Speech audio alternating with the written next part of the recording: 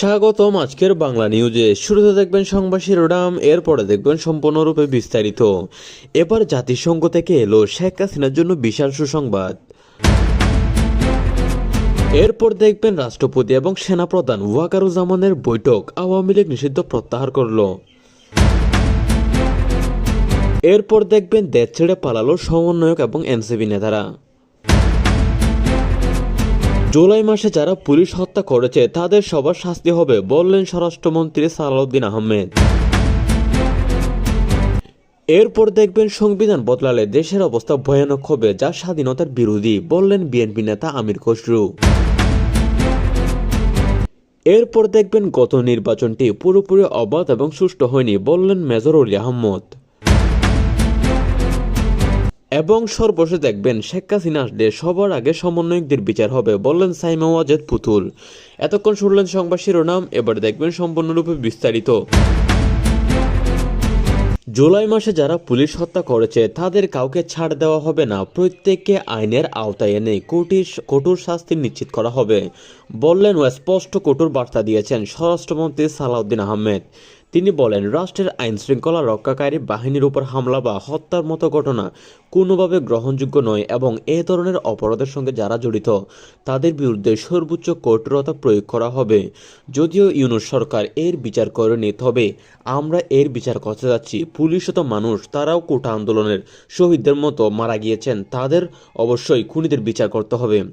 স্বরাষ্ট্রমন্ত্রী তার বক্তব্যে আরও বলেন, পুলিশ কেবল একটি বাহিনী নয়, তারা রাষ্ট্রের নিরাপত্তা ও সাধারণ মানুষের সুরক্ষার গুরুত্বপূর্ণ অংশ। তাই তাদের উপর হামলা মানে সরাসরি রাষ্ট্রের স্থিতিশীলতা নিরাপত্তার উপর আঘাত করা। তিনি জোর দিয়ে বলেন, জুলাই মাসে সংঘটিত সহিংস ঘটনাগুলো সরকার অত্যন্ত গুরুত্ব সঙ্গে দেখছে এবং এই সব ঘটনার পেছনে যারা পরিকল্পনা করেছে, অর্থায়ন করেছে কিংবা সরাসরি অংশ নিয়েছে সবাইকে চিহ্নিত করার কাজ চলছে। তিনি জানান, ইতিমধ্যে আইন শৃঙ্খলা বাহিনীকে নির্দেশ দেওয়া হয়েছে ঘটনাগুলোর পূর্ণাঙ্গ তদন্ত করতে এবং দ্রুত দোষীদের গ্রেপ্তার করতে, তদন্তের মাধ্যমে প্রকৃত অপরাধীদের খুঁজে বের করে তাদের বিরুদ্ধে আইনানুগত ব্যবস্থা নেওয়া হবে। স্বরাষ্ট্রমন্ত্রী সালাউদ্দিন আহমেদ আরও বলেন, কেউ যদি মনে করে সহিংসতা করে পার পেয়ে যাবে তাহলে সেটা সম্পূর্ণ ভুল ধারণা। আইনের হাতে অনেক দীর্ঘ এবং অপরাধীদের অবশ্যই বিচারের মুখোমুখি হতে হবে। সালাউদ্দিন আহমেদ আরও বলেন, সরকার দেশের শান্তি স্থিতিশীলতা বজায় রাখতে বদ্ধপরিকর। তিনি সবাইকে আইন মেনে চলার আহ্বান জানান এবং বলেন, রাজনৈতিক মতভেদ থাকতে পারে, কিন্তু তা কোনো সহিংসতা বা হত্যাকাণ্ডের মাধ্যমে প্রকাশ করা গ্রহণযোগ্যতা না। গণতান্ত্রিক রাষ্ট্রের মতবিরোধী সমাধান সংলাপ আইনের মাধ্যমে হওয়া উচিত।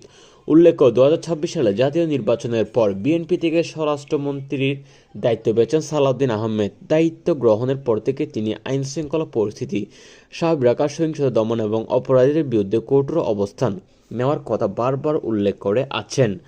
তার সাম্প্রতিক এই বক্তব্য অনেকেই সরকারের পক্ষ থেকে কঠোর আইন প্রয়োগ, নিরাপত্তা জোরদার এবং স্পষ্ট বার্তা হিসেবে দেখছেন।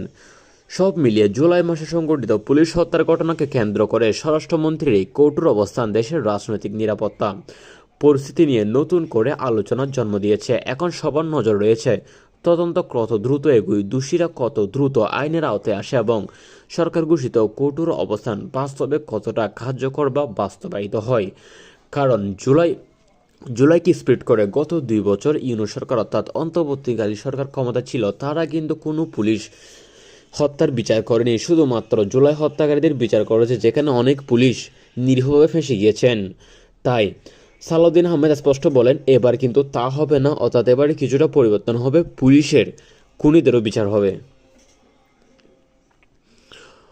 অপরদিকে সংবিধান পরিবর্তনের যে কোনো উদ্যোগ দেশের জন্য ভয়ানক পরিণতি ডেকে আনতে পারে, এটি স্বাধীনতার মূল চেতনার বিরোধী হবে, এমন কঠোর ও স্পষ্ট বক্তব্য দিয়ে বিএনপি নেতা আমির খসরু মাহমুদ চৌধুরী তিনি বলেন, বাংলাদেশের সংবিধান শুধু একটি আইনগত নথি নয়, এই দেশের স্বাধীনতা সংগ্রাম, মুক্তিযুদ্ধের চেতনা এবং গণতান্ত্রিক কাঠামোর ভিত্তি। তাই রাজনৈতিক স্বার্থ বা সাময়িক সুবিধার জন্য সংবিধান পরিবর্তনের চেষ্টা করা হলে তা দেশের ভবিষ্যতের জন্য মারাত্মক ক্ষতিকর হতে পারে।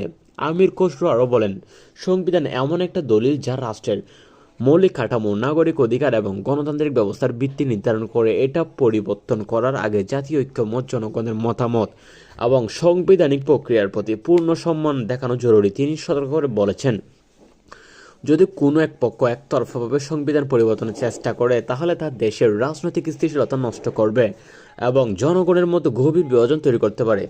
তিনি উল্লেখ করেন, স্বাধীনতার মধ্যে অর্জিত রাষ্ট্র ব্যবস্থাকে দুর্বল করার ক্ষমতা কোনো পদক্ষেপ জনগণ কখনো মেনে নিবে না। তার মতে সংবিধানকে কেন্দ্র করে কোনো ধরনের বিতর্ক বা পরিবর্তনের উদ্যোগ নেওয়া হলে তা অবশ্যই গণতান্ত্রিক পদ্ধতির সংসদীয় আলোচনা এবং জনগণের মতামতের ভিত্তিতে হওয়া উচিত। অন্যথায় এটি স্বাধীনতার মূল আদর্শ এবং দেশের গণতান্ত্রিক ভবিষ্যতের জন্য বড় হুমকি হয়ে দাঁড়াতে পারে। বিএনপি নেতা আমির খসরু মাহমুদ চৌধুরী বলেন, দেশে স্থিতিশীলতা ও উন্নয়ন বজায় রাখতে হলে সংবিধানের প্রতি শ্রদ্ধা বজায় রাখতে হবে। এটাকে রাজনৈতিক সংঘাতের হাতিয়ার হিসেবে ব্যবহার না করা অত্যন্ত গুরুত্বপূর্ণ। তিনি আরও বলেন, সংবিধানকে ঘিরে যে কোনো সিদ্ধান্ত নিতে হলে জাতির বৃহত্তর স্বার্থকে অগ্রাধিকার দিতে হবে, কারণ এটি কেবল দল বা সরকারের বিষয় নয়, এটা পুরো জাতির ভবিষ্যতের সঙ্গে জড়িত। সব মিলিয়ে সংবিধান পরিবর্তনের সম্ভাব্য উদ্যোগ স্বাধীনতা বিরোধী এবং দেশের জন্য বিপজ্জনক পরিণত কারণ হতে পারে, বিএনপি নেতা আমির খসরু বলেছেন। অপরদিকে গত জাতীয় নির্বাচন পুরোপুরি সুষ্ঠু ও অবাধ হয়নি এমন মন্তব্য করেছেন বীর মুক্তিযোদ্ধা ও এলডিপি নেতা অলি আহমেদ। তিনি বলেন, একটি গণতান্ত্রিক রাষ্ট্রের নির্বাচন হচ্ছে জনগণের মতামতের প্রকাশের সর্বোচ্চ গুরুত্বপূর্ণ মাধ্যম, কিন্তু যখন সেই নির্বাচনের পরিবেশ নিয়ে প্রশ্ন উঠে যায়, জনগণের আস্থা পুরোপুরি প্রতিষ্ঠিত হয় না, তখন সেটি দেশের গণতান্ত্রিক প্রক্রিয়ার জন্য উদ্বেগজনক হয়ে দাঁড়ায়। তার মতে গত নির্বাচনে এমন কিছু পরিস্থিতি ও ঘটনা দেখা গিয়েছে যার কারণে অনেকের মনে নির্বাচনে তৈরি সন্দেহ অসন্তোষ হয়েছে। অলি আহমেদ আরও বলেছেন, তখন অত্যবহ হয় যখন সব রাজনৈতিক দল সমান সুযোগ প্রতিদ্বন্দ্বিতা করতে পারে এবং সাধারণ ভোটাররা নির্ভয়ে তাদের ভোটাধিকার প্রয়োগ করতে পারেন। তিনি উল্লেখ করেন, যদি নির্বাচন পরিবেশ নিয়ে প্রশ্ন থাকে, তা জনগণের অংশগ্রহণ সীমিত হয়ে যায়, তাহলে সেই নির্বাচন পুরোপুরি গ্রহণযোগ্যতা পায় না। তার মতে একটি শক্তিশালী গণতন্ত্র গড়ে তুলতে হলে নির্বাচনকে অবশ্যই স্বচ্ছ, নিরপেক্ষ, সবার জন্য সমান সুযোগ সুবিধার পরিচালনা করতে হবে। তিনি আরও বলেন, ভবিষ্যতে যে দেশের গণতান্ত্রিক ধারাবাহিকতা বজায় রাখতে হলে নির্বাচনী ব্যবস্থার প্রতি জনগণের আস্থা ফিরিয়ে আনা অত্যন্ত জরুরি। এজন্য রাজনৈতিক দলগুলোর মধ্যে সংলাপ, নির্বাচন কমিশনের শক্তিশালী ভূমিকা এবং প্রশাসন নিরপেক্ষতা নিশ্চিত করা প্রয়োজন। তিনি মনে করেন, যদি এসব বিষয় গুরুত্বের সঙ্গে বিবেচনা করা হয় তাহলে ভবিষ্যতে নির্বাচন আরও সুষ্ঠু, গ্রহণযোগ্য এবং অংশগ্রহণমূলক হতে পারে। বীর মুক্তিযোদ্ধা অলি আহমেদ বলেন, গণতন্ত্রের শক্তি নির্ভর করে জনগণের অংশগ্রহণ এবং বিশ্বাসের উপর। তাই নির্বাচনী প্রক্রিয়াকে এমনভাবে গড়ে তুলতে হবে যাতে সাধারণ মানুষ মনে করেন তাদের ভোটের মূল্য রয়েছে এবং সেই ভোট দেশের ভবিষ্যতে নির্ধারণে গুরুত্বপূর্ণ ভূমিকা রাখে। তিনি আশা প্রকাশ করেন, আগামী দিনের রাজনৈতিক দল ও রাষ্ট্রের দায়িত্বশীল প্রতিষ্ঠানগুলো একই সঙ্গে কাজ করে এমন একটা নির্বাচন ব্যবস্থা গড়ে তুলবে যেখানে কোনো ধরনের বিতর্ক বা প্রশ্নের সুযোগ থাকবে না।